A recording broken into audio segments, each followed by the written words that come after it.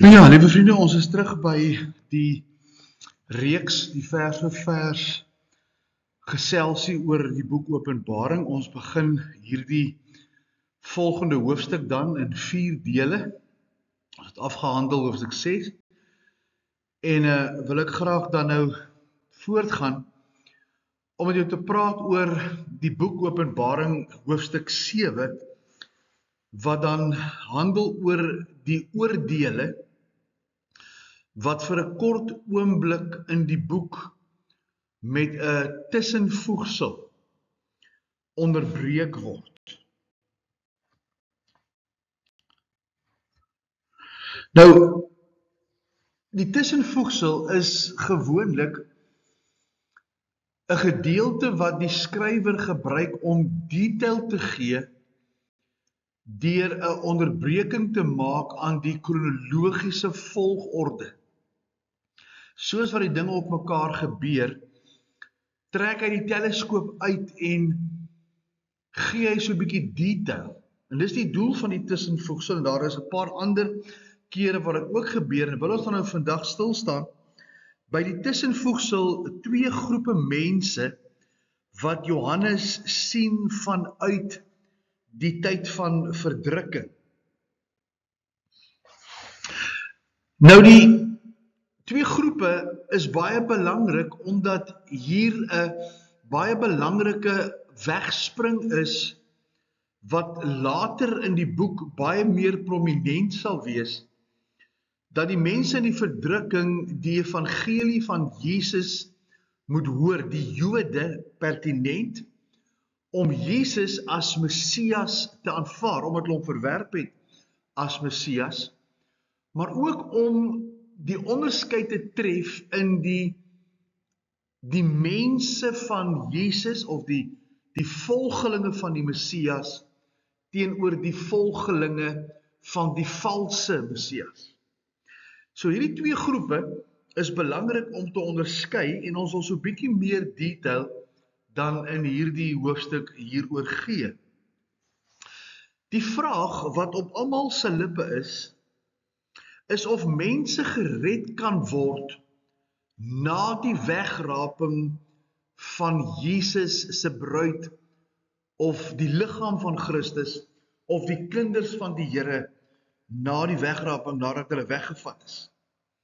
Hoofstuk 6 eindig met 'n uitroep van vlugtelinge na die berge en in die spilonke, terwyl hulle daarin vlug vir die toren van God. En ons lees in vers 17 gelees, want die groot dag van sy toren het gekom, en wie kan bestaan? Met ander woorde, daar is mense in die verdrukking wat na die oopmaak van die eerste 6 seels in wanorde en in vrees wegvlug, want die dag van die Here se toren het gekom, en hulle sê, berge val op ons en bedek ons, want die dag van God se toren is verskriklik, en daar's niemand wat sal kan bestaan as hierdie toren oor hulle uitgevoer word nie. Die eerste 6 seels wat geoopgemaak is, het die aarde en sy mense met soveel ellende getref, en die ellendes is so groot, dat alles hopeloos en verlore lyk.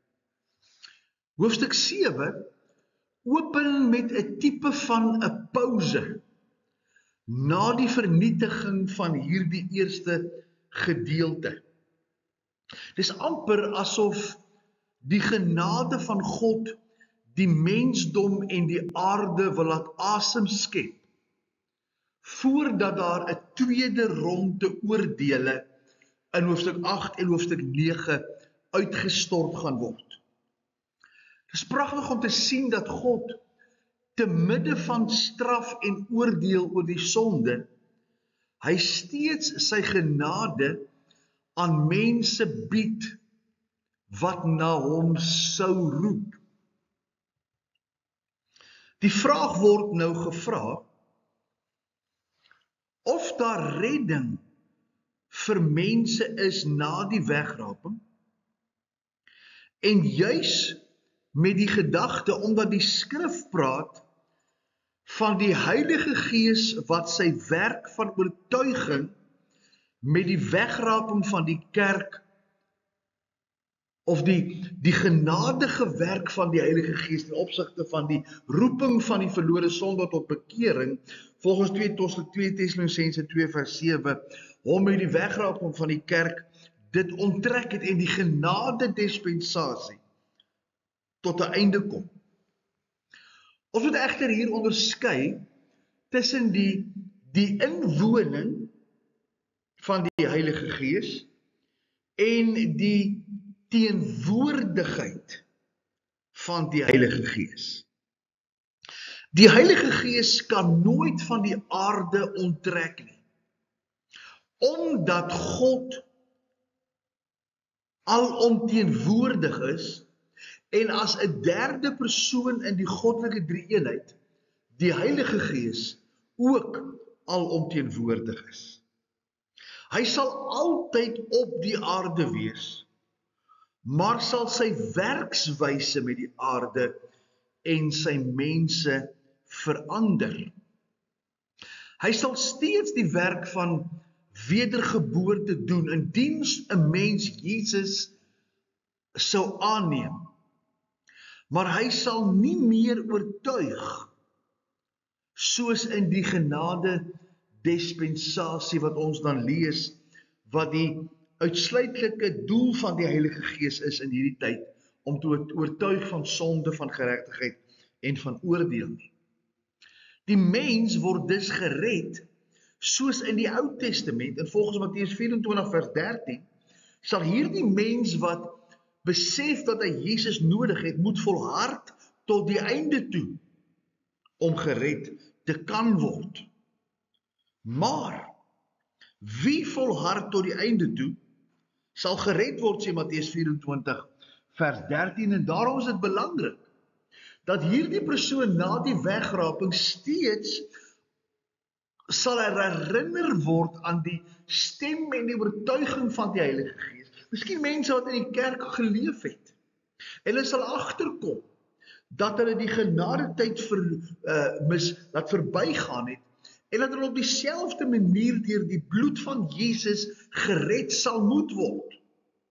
Maar dat hulle nie verseël sal word deur die inwoning van die Heilige Gees nie, maar dat die teenwoordigheid van die Gees hulle sal genade gee om te volhard, sodat hulle aan die einde kan lewe, en ook as hulle sou sterwe deur onthoof te word of om te sterwe, dat hulle reg sou sterf die oomblik wanneer hulle sterf.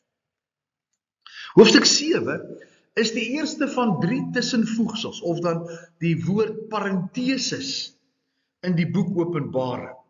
Die volgende sal ons lees in hoofstuk 10, vers 1 tot 11, en dan ook vers 19, en weer in hoofstuk 14, so hoofstuk 7, hoofstuk 10, tot by hoofstuk 11, vers 19, en dan weer in hoofstuk 14 sal ons die derde en die laaste tussenvoegsel of pauze of parenthese in die boek dan volg.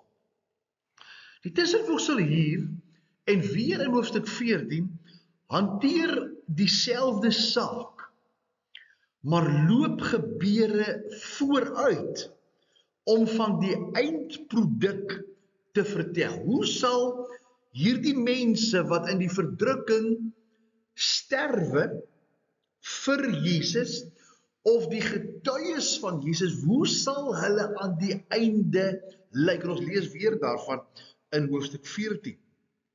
Die twee groepe mense is gedeeltelik aan mekaar verbonde, en is ook herhaling van die groep mense wat reeds in hoofstuk 6 by die oopmaak van die 5de seël genoem is, die martelare onder die altaar. Dit is belangrik om eers die twee groepe mense onder bespreking te vergelyk, sodat ons beter begrip kan hê van wie hulle is en wat hulle doen. So kom ons kyk na 'n tabel om vinnig die twee te vergelyk, die twee groepe in hoofstuk 7, en jy sal baie meer verstaan, as ons by hoofstuk 14 kom, om dan hierdie konneksie te maak tussen hoofstuk 7 en hoofstuk 14, maar ook die martelare by die oopmaak van die 5de seël in Openbaring hoofstuk 6. Nou kom ons kyk na die twee groepe mense. Hoofstuk 7 vers 1 tot 8 praat van die eerste groep, en hoofstuk 7 vers 9 tot 14 praat dan van die tweede groep. Nou die eerste groep, hoofstuk 7 vers 1 tot 8, is Jode. En dan hoofstuk 7 vers 9 tot 14 is heidene, nie Jode, uit al die volke en tale en stamme en nasies van die wêreld. Die Jode van hoofstuk 7 vers 1 tot 8 het 'n spesifieke getal, en die getal is 144.000. Die in hoofstuk 7 vers 9 tot 14 lees ons is 'n ontelbare aantal mense. Die Jode, die 144.000, hoofstuk 7 vers 1 tot 8, word verseël op die aarde. Ons gaan meer stilstaan hierby, om die evangelie van die koninkryk met die Jode te deel. Onthou, die Jode verwag 'n Messias om koning te word. En die mense in hoofstuk 7 vers 9 tot 14, die heidene, die ontelbare aantal mense, sien ons in die teenwoordigheid van God voor die troon in die hemel. Martelare, gaan ons sien, wat gesterf het vir Jesus. Ons kan hieruit aflei dat die Jode God se spesiale boodskappers is, en die heidene voor die troon die bereiktes was, wat gedurende die verdrukking gered geword het, en as martelare gesterf het. Ook die onderskeid belangrik dat een is, soos ons gesê het, Jode, wat die evangelie verkondig, en hulle word verseël, en hulle wat die evangelie uit die volke, tale en die stamme en die nasies gehoor het.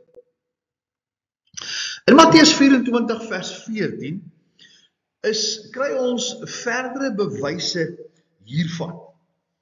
Jesus sê in vers 14, en hierdie evangelie van die koninkryk, dat daar 'n Messias kom, en die Messias gaan koning word, sal verkondig word in die hele wêreld, tot 'n getuienis vir al die nasies.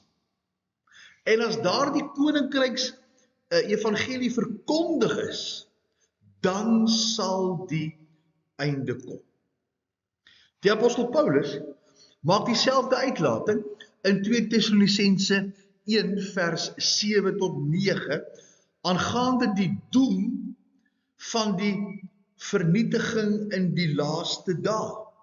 Ek lees vers 7, en aan julle wat verdruk word, verligting te gee, saam met ons in die openbaring van die Here Jesus uit die hemel, met sy magtige engele. Op ander woorde, hy kom met, dis baie duidelik, tweede koms, sigbare koms, taal.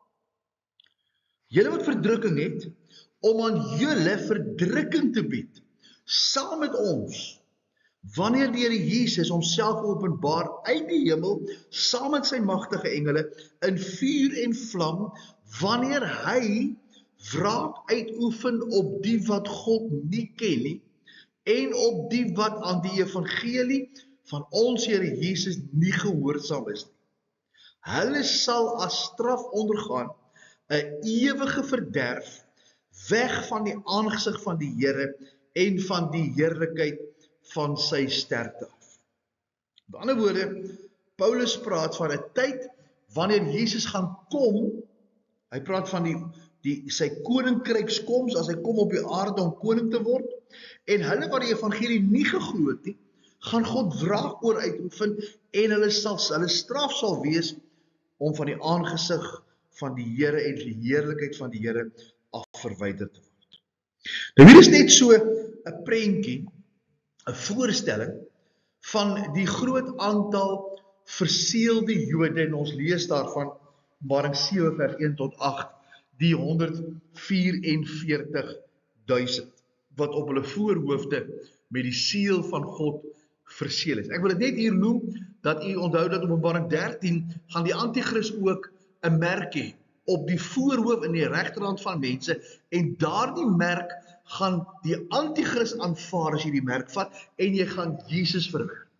Hier word die 144.000 Jode as met die merk van God gemerk, as God se eiendom om die evangelie van die koninkryk te verkondig. Kom ons kyk vinnig na die groot aantal verseelde Jode. Openbaring 7 vers 1a, en na hierdie dinge, 'n baie belangrike frase wat ons hier lees. Na hierdie dinge, wat beteken dit? Na die eerste oordeele gebeur hier nou iets. Soos reeds verduidelik, is die begrip na hierdie dinge die afbakening om 'n nuwe gedeelte aan te kondig. Die 6de seël se oordeel is dus afgehandel, en die volgende gesig wat aan Johannes geopenbaar word, is nou hierdie groot getal verseeldes in hoofstuk 7 vers 1 tot 8. Meer spesifiek is hoofstuk 7 dan die invoegsel wat die teorie van die gedeelte as 'n parentese versterk. Belangrik om te verstaan dat daar nie kronologies tussen die 6de en die 7de seël 'n gaping is nie. Maar God wys vir Johannes 'n gesig van iets wat later in die verloop van die gebeure sal gebeur. En hierdie gebeure vind gedurende die eerste helfte plaas, wanneer die 144.000 Jode die evangelie verkondig, maar die uitkoms, soos ons gesê het, is eers heel wat later. So daar's nie 'n gaping tussen die 6de en die 7de seël nie. Maar Johannes sien iets en God gee bietjie meer detail, sodat Johannes kan verstaan wat besig is om te gebeur. Twee sake is hier van belang. 1. Die herstel van die Jode as 'n nasie en 'n volk word hier in herinnering geroep. Daniël hoofstuk 9 praat van dat God na die 483ste week van die 490 jaarweke, dat hy die werk met die volk Israel gaan onderbreek by sy kruisiging, toe die Jode hom verwerp, en daar 7 jaar of 1 jaar week oorbly, wat God gaan terugkeer, en dit gaan die herstel van die Jode as volk van God wees. Die tweede saak wat belangrik is die verkondiging van die evangelie en God se voortdurende genade en liefde met die mens met detail die volk Israel. Onthou, voortdurend dat die fokuspunt vanuit die hemel is. Die oordeele word vanaf die troon deur die lam geopenbaar en uitgestort op die aarde, as die lam die 7 seels, die boek met die 7 seels oopmaak, is die fokuspunt die hemel. En dinge word van Johannes se perspektief in die hemel gesien, wat op die aarde en weer later in die hemel sal plaasvind. Vers 1b sê, na hierdie dinge het ek 4 engele op die 4 hoeke van die aarde sien staan. En hulle het die 4 winde van die aarde vasgehou, sodat geen wind sou waai op die aarde, of op die see, of teen enige boom nie. Na hierdie dinge sien Johannes 4 engele wat aan die 4 hoeke, dit beteken nie die aarde is plat nie, dit beteken die 4 windrigtings. Dat hulle uit hierdie 4 windrigtings, die winde oos, noord, suid en wes vashou en sê, daar mag nie wind waai, op niks, voordat die volgende groot en belangrike saak sou gebeur nie. Die gedeelte open met 4 engele wat op die 4 hoeke van die aarde staan. Soos ons reeds gesê het, word engele geassosieer gewoonlik met God se oordeel en is hierdie engele op pad om God se bevel om op God se bevel die volgende reeks oordele oor die aarde uit te stort. Maar voordat die oordele kom, gaan jy nou sien, sê hierdie stem, hierdie engele, sien Johannes hierdie 4 engele staan, en hulle hou die winde van oordeel weg, uit die noorde, uit die suide, uit die ooste en die weste, want iets belangriks moet gebeur. Hierdie is 'n verder bewys, dat tussen die 6de en die 7de seël geen gaping is nie, maar die fokus, die teleskoop skuif uit, en God fokus op iets wat gebeur gedurende 'n groter tyd, wat 'n baie belangrike impak later gaan hê. 4 hoeke is sprekend van 4 windrigtings, omdat die aarde in werklikheid, weet ons, nie hoekig is nie, so sommige mense dan beweer dat die aarde plat is en 4 hoeke en op 4 pilare staan. Geologies is daar egter honderde jare later bewys dat die skrif ook hier korrek was, aangesien die aarde nie 'n volkome bal of sfeer is nie, maar dat hy afgeplat is by die pole en uitbalk by die ewenaar. Die pool is effens afgeplat en die ewenaar sien ons effens gebol as gevolg van die aarde se rotasie, wat hierdie uitlating hoeke van die aarde 100% korrek maak. Aarde is nie koel rond nie. Die aarde is afgeplat by die pole met 'n vetter pens, as ons so kan sê, rondom die ewenaar. Vanuit hierdie strategiese posisie van hierdie 4 engele is hulle in plek om 'n vreeslike groot katastrofe oor hierdie aarde te laat plaasvind, maar dit kom tot 'n halt vir 'n oomblik en God kyk dieper wat hier besig is om te gebeur. Die 4 winde is dus sprekend van God se verdere oordele. Die wegge van die wind oor die aarde blyk uit die verse wat hierop volg, dat dit die beskadiging van die aarde sou wees. As ons nou na vers 2 kyk. Die 4 engele, aan wie dit gegee is om die aarde en die see te beskadig, lees ons gebeur in hoofstuk 8 en hoofstuk 9. Vir die verloop van die tussenvoegsel sal geen wind oor die aarde waai nie, aangesien die engele die atmosferiese energie van die aarde letterlik afskakel. En is asof die aarde in hierdie omstandighede sit en wag op dit wat gebeur en dit wat hierna gaan gebeur. Daar sal geen wind waai nie, geen briesie. Dit sal die beperking van golwe wat op die strand breek bepaal.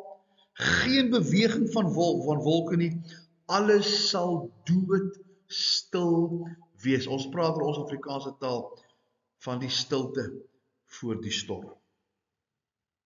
Watter ongelooflike vertoon van krag en van God se almag is nie besig om by hierdie geleentheid homself af te speel.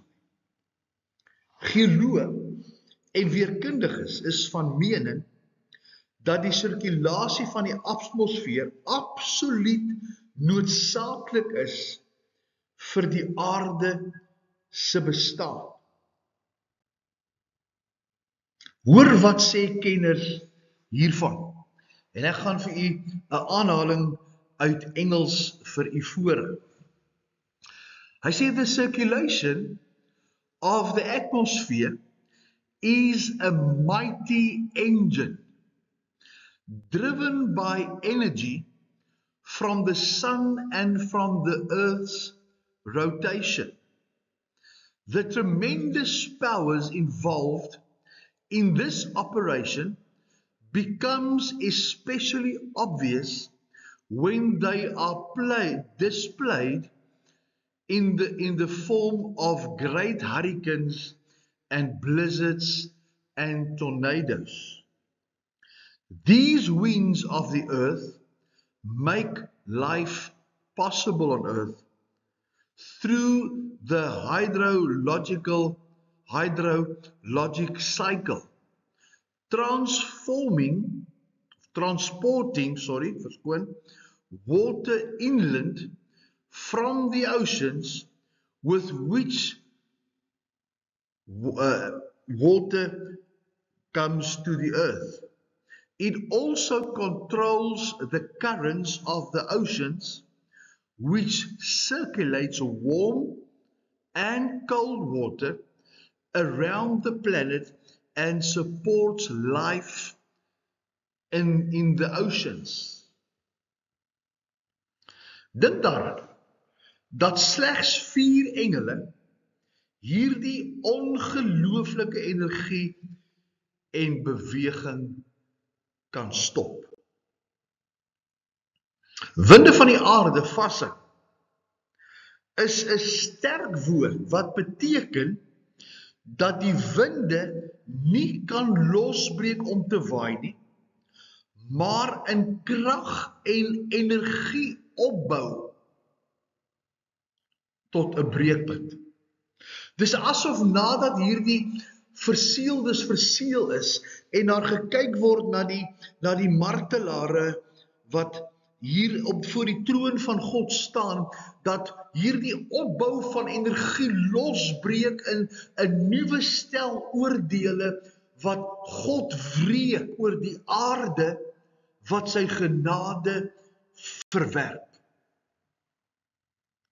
Ek dink ek wil vir 'n oomblik net hier stop. En wil die gesprek hier staan dat ons 'n bietjie gaan fokus op dit wat hier besig is om te gebeur, en volgende keer sal ons bietjie stil staan by die 144,000 verseeldes. En so 'n bietjie kyk na dis amper asof die winde wat stil staan ook asem ophou vir die geweldige boodskap wat hierdie 144,000 in 'n uur van ellende oor hierdie aarde uitstort en uitspreek. Dat God hoop is en dat jy moet gereed maak. En dis die uitroep van my hart in hierdie oomblik om vir jou te sê, ons lewe voor hierdie oordeel. Ek wil bid dat die Here jou sal versigtig maak.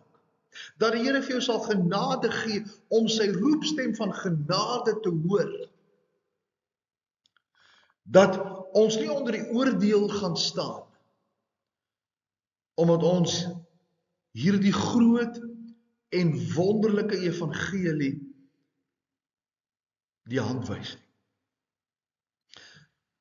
Ek herinner my aan 'n teksvers in die boek Hebreërs wat hy sê, hoe sal ons ontvlug as ons so 'n groot saligheid verontagsaam? Hoe kan ek en jy verwag dat die Here die sondes en die ellende van hierdie aarde net onder die mat invee, as die mens die evangelie verwerp? En net so by hierdie gedeelte wil ons stop en hierdie hoogtepunt los vir volgende keer, waar daar so 'n groot aanbieding van God kom, dat God alles tot stilstand bring, selfs die winde stop, sodat die mense die evangelie van die koninkryk in die verdrukkingstyd kan hoor. Die Here help vir jou, en die Here gee vir jou groot genade, dat hierdie woord jou eendag nie onverhoeds trap nie, maar jy gereed is dat voordat Jesus kom, dat jou saak met hom reg is. Die Here help vir jou. Die Here vir jou genade.